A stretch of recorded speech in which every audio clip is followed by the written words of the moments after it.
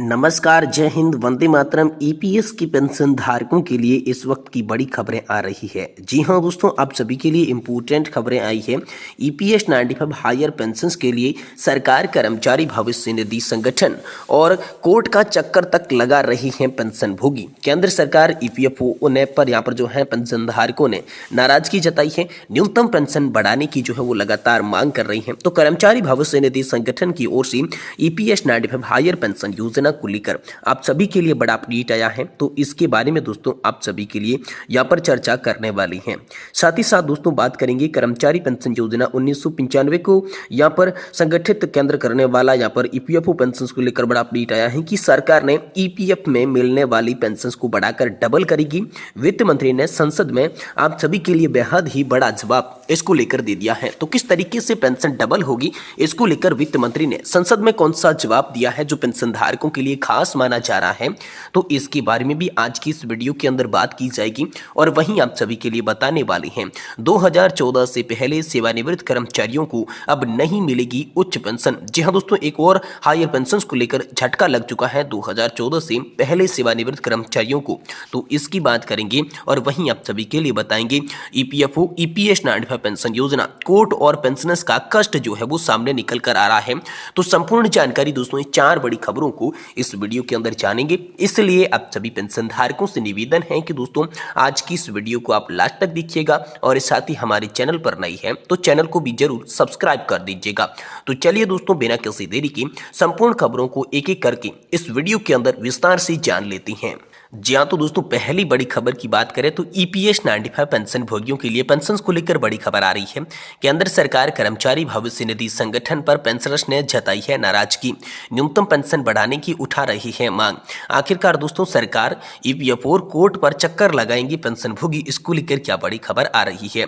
कर्मचारी पेंशन योजना 1995 पेंशन विवाद ने पेंशन भोगियों को रुला दिया है। सारी उम्र देश की सेवा की बिताने के बाद जब उच्च पेंशन की बारी आई तो ढेरों अड़चनें पैदा हो रही है। कोर्ट कचहरी का चक्कर लगाना पड़ रहा है।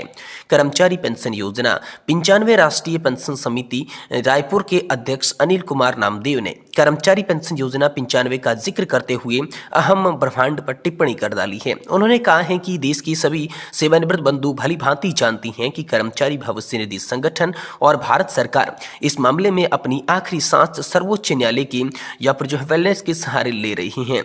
देखने की बात तो यह होगी कि खुदा न खास्ता उनकी वहां पर शिकस्त होगी तो क्या हम भी इतना दम होगा कि जिसका अनुपालन हम भी कर पाएंगे। कोर्ट का सहारा तो कर्मचारी भविष्य निधि संगठन को उन तमाम 735 पेंडिंग प्रकरणों का रहेगा ही जिसमें वो कानूनी अधिकार का हवाला देते हुए सुप्रीम कोर्ट और हाई कोर्ट में लटकाए रखे हैं। कितनी बार पेंशनर्स कोर्ट जाएंगे, कितनी बार सड़कों पे उतरेंगे, एक दिन थक हार कर सभी हार जाएंगे, बहुत से महाप्रयाण कर पाएंगे। शायद यही पुलिस पर अमल किया जा रहा है। कौन जानता है, हमारे अनेक मजबूरियों में से सबसे बड़ी मजबूरी सभी की एकता न होने की भी है। सामने वाले के लिए तो और क्या है, और उनके तो 5 अंगुलियों में घी है और सर कढ़ाई में है। अब आप ही बताओ कि इस जन्म में आपकी मांग किस प्रकार पूरी हो सकती है। समस्या तो बहुत है पर इसके समाधान की कोई बताता ही नहीं रहा और सभी की सोच अभी यही देखने को मिल रही है कि सब्र का फल मीठा होता है। अच्छा सोचो, अच्छा ही होगा, थिंक पॉजिटिव। अगर यही आम रास्ता बचा है तो कोई क्या कहे कि लोग अब मजाक में कहने लगे हैं लगे रहो मुन्ना भाई लगे रहो। यानी कि दोस्तों अनिल कुमार जो नामदेव है, जो ईपीएस 95 राष्ट्रीय संघर्ष समिति रायपुर के जो अध्यक्ष हैं, वो ये बताते हैं कि महत्वपूर्ण कमी जो है वो संगठन में एकता की है। जो कोर्ट का सहारा तो ले रही है लेकिन सभी एकजुट होकर बातें नहीं कर रही हैं। इसलिए यहाँ पर थिंक पॉजिटिव का जो विचार नजर आ रहा है तो हमें यहाँ पर एकजुट होकर लड़ना चाहिए। थिंक पॉजिटिव को छोड़कर हमें यहाँ पर एकजुट होकर दृढ़ संकल्प लेना चाहिए और जब तक मांगे पूरी नहीं हो जाती तब तक दृढ़ संकल्प के साथ लड़ना चाहिए। ये बातें अनिल कुमार नामदेव ने कही है। नहीं तो लोग तो मजाक बनाएंगे कि लगे रहो मुन्ना भाई लगे रहो। ऐसे दोस्तों अनिल कुमार नामदेव ने सभी पेंशन भोगियों के लिए बड़ा संदेश जारी किया है। वहीं दोस्तों कर्मचारी भविष्य निधि संगठन की पेंशन योजना को लेकर एक और बड़ी खबर आ रही है। सरकार ईपीएफ में मिलने वाली पेंशन को बढ़ाकर डबल कर सकती है। वित्त मंत्री ने संसद में इसको लेकर बहुत ही बड़ा जवाब आप सभी के लिए दे दिया है। जी हां, कर्मचारी संघ की तरफ से लंबे समय से कर्मचारियों, रिटायरमेंट होने वाले कर्मचारियों के लिए कर्मचारी पेंशन योजना यानी कि ईपीएस 1995 के तहत न्यूनतम पेंशन बढ़ाने की मांग की जा रही है। पेंशन राशि में इजाफे के मामले पर सांसद असदुद्दीन ओवैसी ने लोकसभा में ईपीएस 95 पेंशन के तहत न्यूनतम पेंशन राशि बढ़ाने से जुड़ा सवाल किया। उन्होंने पूछा कि क्या सरकार ईपीएस 95 के तहत पेंशन की न्यूनतम पेंशन में इजाफे को लेकर अनुरोध संबंधी कोई आवेदन मिला है।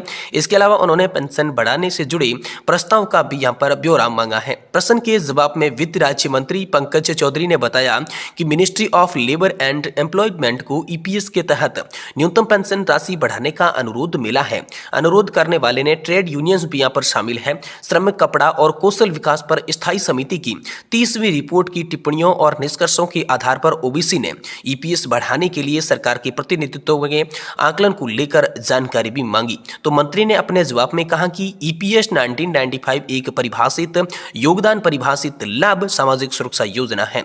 ये कर्मचारी पेंशन फंड का कॉर्पस नियोक्ताओं की तरफ से सैलरी के दिए जाने वाली 8.33% के योगदान से बना है और दूसरा केंद्र सरकार की तरफ से 15,000 रुपए की राशि तक की सैलरी पर 1.16% की बजटीय सहायता के माध्यम से बनाया जाता है। योजना के तहत सभी फायदों का फंड से भुगतान किया जाता है। फंड का मूल्यांकन हर साल किया जाता है। ईपीएस 1995 के पैराग्राफ 32 के तहत जरूरी है कि 31 मार्च 2019 को पेंशन फंड के मूल्यांकन के अनुसार एक बीमांकित घाटा भी नजर आ रहा है। वहीं लेबर मिनिस्ट्री के प्रस्ताव को मंजूरी नहीं दी है। जहां दोस्तों सांसद ने ईपीएस 1995 के तहत पेंशन में इजाफे के लिए धन आवंटित करने की सरकार के इरादे के बारे में जानकारी दी। यदि हाँ तो इस फैसले के पीछे कारणों के बारे में जानकारी दी गई। मंत्री ने इसका जवाब में कहा कि सरकार ने पहली बार 2014 में ईपीएस 1995 के तहत पेंशनर्स को 1,000 रुपए प्रति महीना न्यूनतम पेंशन दी।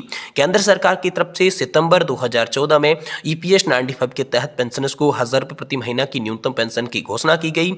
हालांकि लेबर मिनिस्ट्री ने ईपीएस 95 के तहत पेंशन को दोगुना करके 2,000 रुपए प्रति माह करने का प्रस्ताव दिया था, लेकिन इसे मंजूरी नहीं दी गई थी, इसलिए यहाँ पर पेंशन बढ़ोतरी नहीं हो पाई थी। तो ये तमाम तरीके के जो यहाँ पर आप सभी के लिए सवाल थे जो सांसद असदुद्दीन ओवैसी ने पूछे और जिसका जो जवाब है वो वित्त राज्य मंत्री पंकज चौधरी ने लोकसभा के अंदर आप सभी के लिए दे दिया है। वहीं दोस्तों यहाँ पर बात करें तो 2014 से पहले सेवानिवृत्त कर्मचारियों को अब नहीं मिलेगी उच्च पेंशन। ये बड़ी खबर आप सभी के लिए आ रही है। कर्मचारी पेंशन योजना 1995 के तहत हायर पेंशन की आवाज उठाई जा रही है। कर्मचारी पेंशन भविष्य निधि ईपीएफ और केंद्र सरकार से गुहार लगाई जा रही है। मामला कोर्ट तक गया, इसके बावजूद भी हायर पेंशन का मामला उलझा हुआ है। ईपीएस 95 राष्ट्रीय संघर्ष समिति के अनिल अध्यक्ष कुमार नामदेव जो है वो भी लगातार इस बात को लेकर सामने आ रही हैं कि एफसीआई कि 2014 से पहले सेवानिवृत्त कर्मचारी का खेल अब लगभग खत्म होता हुआ यहाँ पर आप सभी के लिए नजर आ रहा है, क्योंकि इसको लेकर कोर्ट ने यहाँ पर आप सभी के लिए बड़ी जानकारी शेयर कर दी है।